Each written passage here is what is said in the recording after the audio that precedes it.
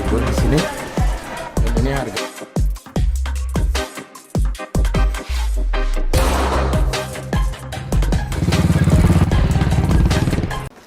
Pemirsa, dalam video ini kita berdiskusi dengan tema kolaborasi organisasi selaras dengan Perpres nomor 68 tahun 2022 tentang revitalisasi pendidikan vokasi dan pelatihan vokasi. Perpres 68 ini sangat seksi pemirsa. Sudah berbagai macam organisasi, badan-badan, kementerian dan lembaga untuk membahas perpres yang sangat kita nantikan ini.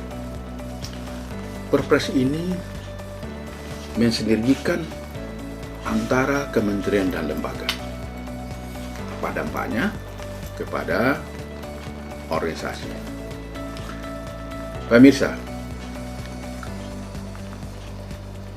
lembaga pendidikan, lembaga pelatihan memiliki organisasi.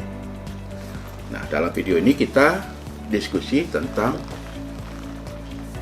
pelatihan vokasi. Di pasal 9 Perpres 68 itu, pelatihan vokasi itu terdiri daripada pendidikan kejuruan dan pelatihan kerja. Di pelatihan kerja itu terbagi lagi, ada namanya pelatihan kerja dan khusus keterampilan. Nah,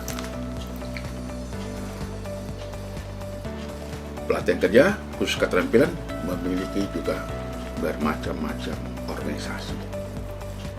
Nah, sekarang kita bicarakan apa manfaat organisasi kepada lembaga pelatihan sebagai anggota organisasi. Kita analogikan. Pemirsa, aku 2 hari yang lalu naik transportasi online dari rumah menuju ke salah satu tempat kedai gerai kopi, Starbucks Coffee. Kawan ngajak ngopi-ngopi sore, kita diskusi tentang revitalisasi pendidikan vokasi dan pelatihan vokasi.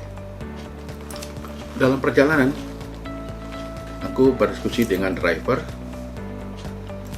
Pak driver, mobil Anda beda dengan transportasi yang aku naikkan selama ini. Mobil Anda bagus, mesinnya halus,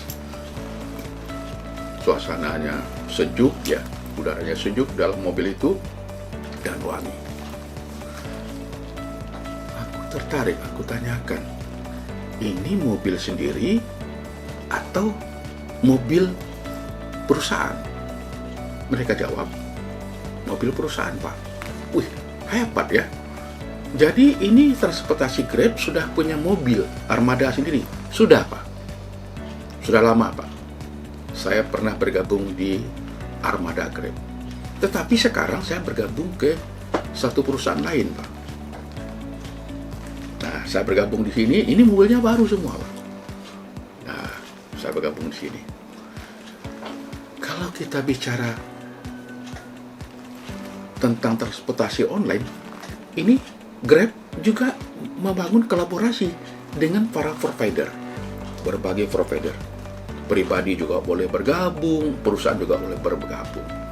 Nah, kembali ke organisasi lembaga pelatihan dan khusus keterampilan ini, sejujurnya untuk berkolaborasi. Kita bicara kolaborasi tentang dunia pelatihan vokasi, pelatihan kerja, dan khusus keterampilan.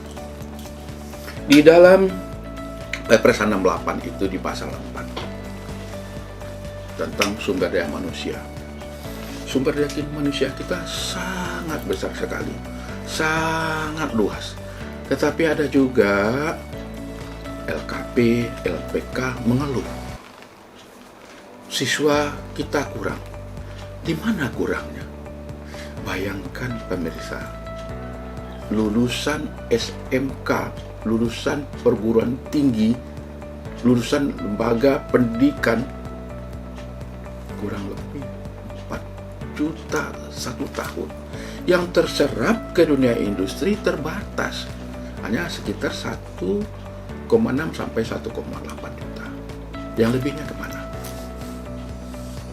Nah, inilah di Perpres ini dijelaskan ada namanya pendidikan dan pelatihan vokasi ke dunia industri, ada juga ke dunia kewirausahaan.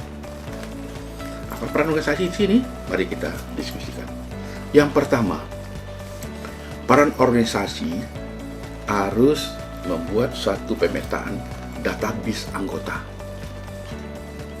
Di database anggota bukan hanya lembaga pelatihan dan lembaga khusus keterampilan saja, tetapi juga dengan apa sih yang diselenggarakan. Nanti di klaster, oh ini klaster kesehatan, ini transportasi, ini IT, ini pariwisata, dipisahkan. Jadi organisasi mulai sekarang mengklastering apa sih program yang dilakukan oleh anggotanya. Yang kedua, membangun organisasi dengan mitranya. Kalau kursus keterampilan atau lembaga pelatihan khusus pelatihan kerja Anda itu menyasar kepada industri, disinilah peran organisasi membangun kerjasama dengan industri yang terkait. Yang ketiga, yang sangat penting sekali, acuan standarnya. Selama ini, kalau lembaga pelatihan kerja sudah jelas standarnya, memang sudah mengacu kepada dunia industri, sudah mengacu kepada SKKNI. Tetapi yang kursus keterampilan ini masih mengacu kepada kurikulum pendidikan. Nah, di dalam Perpres ini peran organisasi mengajak anggotanya, ada untuk ke dunia industri, ada juga ke dunia usaha. Selanjutnya apalah, pemirsa? Yang dekat dengan anggota organisasi ini adalah di tingkat bawah, DPC Kabupaten Kota. Bukan hanya di DPP, bukan hanya di DPD. Yang dekat itu DPC loh. Pernah nggak DPP, DPD melakukan koordinasi pembinaan kepada DPC? Disinilah peran organisasi memetakan. Misalnya kita contohkan wilayah Cirebon. Kita riset di sana dua ini. Ke industri mana, wirausahaan mana. Apa sih di wilayah Cirebon ini, dunia industri apa yang menyerap lulusannya? Untuk wirausaha apa yang bisa mendukung program pemerintah? Bicara tentang anggaran sangat luar biasa, pemirsa. Anggaran peningkatan SDM di desa bukan main, sangat luar biasa, ya. Dan juga di koperasi UMKM sangat luar biasa. Di dunia pelatihan sangat luar biasa. Disinilah organisasi yang besar itu, organisasi yang dekat dengan DPC-nya. Bina masing-masing DPC ini, caranya tadi mulai dari pusat.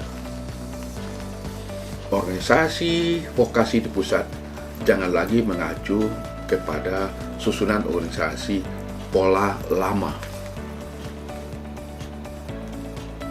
Apa pola lama? Angkuh. Ada ketua umum, ada sekjen, ada bendahara, ada wakil-wakilnya. Wakil ketua umum, wakil sekjen, wakil bendahara. Era sudah berubah, pemirsa. Apa sih peran wakil-wakil ini? Belum dibagi, di bawah banyak bagi namanya departemen-departemen, divisi-divisi. Organisasi hanya tempat integrasi, tempat untuk berkumpul, tapi belum memberi manfaat di tingkat grassroots. Nah, ke depannya coba kita mulai clusteringnya. Seperti kami angku di Kadin, yang dipilih itu nggak ada tuh sekjen, dipilih ketua umum, tapi nanti dibantu oleh sekretariat eksekutif. Juga di organisasi lain kami demikian pemirsa, kecuali di organisasi partai politik, di organisasi tingkat kelurahan, RT, RW itu pasti ada tuh. Ada ketua RT, ada sekretaris RT. Ini organisasi profesi. Nah, cukup kita pinain ketua umum, di bawahnya itu nanti memang ada ya ketua organisasi. Jadi kalau organisasi pelatihan kerja dan khusus keterampilan, diadopsi sajalah program seperti organisasi di Kadin, di Apindo, itu sangat bagus sekali pemirsa. Nanti ada ketua satu bidang organisasi, ada nanti ketua bidang keahlian. Supaya nanti ke depannya, misalnya wakil ketua bidang transportasi, jelas nanti akan kumpullah kursus-kursus yang menyangkut tentang transportasi. Nanti wakil ketua bidang para wisataan, sangat luas kursus perwisata. Wakil ketua bidang teknologi informasi, sangat khusus. Kenapa? Begitu ada penyusunan standar kompetensi, ada peluang-peluang kerja ke industri yang terkait, ketua inilah yang akan mengkoordinir. Jadi peran organisasi ke depan itu adalah mengarah kepada kompetensi. Jadi hilangkan ego-ego masa lalu, itu sudah selesai lah. Kita masuk sekarang era ke depannya. Ya, Kadin, Apindo, ID sudah lama memulai ini. Jadi organisasi adik-adik angku semua di pelatihan kerja dan khusus keterampilan juga harus menyesuaikan. Kalau organisasinya memberi manfaat kepada anggotanya, kasihan loh anggota di bawah itu. Mereka hanya dipergunakan sewaktu musda berkumpul, munas berkumpul, tapi apa manfaat bagi mereka? Kedepannya organisasi ini memberi manfaatlah kepada anggota, terutama dibina di DPC. Pemirsa, video kali ini mudah-mudahan memberi manfaat kepada kita. Video berikutnya kita mengarah bagaimana mengolah organisasi, keluarannya, outputnya ke dunia industri. Yang berikutnya lulusannya untuk meningkatkan peran kewirausahaan, terutama UKM dan UMKM. Terima kasih pemirsa, sampai jumpa kita lagi. Salam kompeten.